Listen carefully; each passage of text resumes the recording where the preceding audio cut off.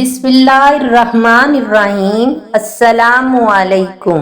سحری کھانے کی فضیلت۔ آپ صلی اللہ علیہ وآلہ وسلم نے فرمایا، ہمارے اور اہل کتاب کے روزوں میں سحری کا کھانا فرق کرتا ہے۔ مزید آپ صلی اللہ علیہ وآلہ وسلم نے ارشاد فرمایا، سحری کھاؤ کیونکہ سحری کھانے میں برکت ہے۔ آپ صلی اللہ علیہ وآلہ وسلم نے یہ بھی ارشاد فرمایا، سحری کا کھانا برکت ہے، پس اسے نہ چھوڑو بھلے ہی تم ایک چلو پانی کا پیو۔ پس اللہ تعالیٰ اور اس کے فرشتے سحری کھانے والے پر سلام بھیجتے ہیں۔ روزہ رکھنے کی نیت۔ وَبِصَوْمِ غَدٍ نَوَيْتُ مِنْ شَهْرِ رمضان وَبِصَوْمِ غَدٍ نَوَيْتُ مِنْ شَهْرِ رمضان میں نے رمضان کے اس روزے کی نیت کی۔ اللہ تعالی ہم سب کو اس رمضان میں پورے روزے رکھنے کی توفیق دے، آمین۔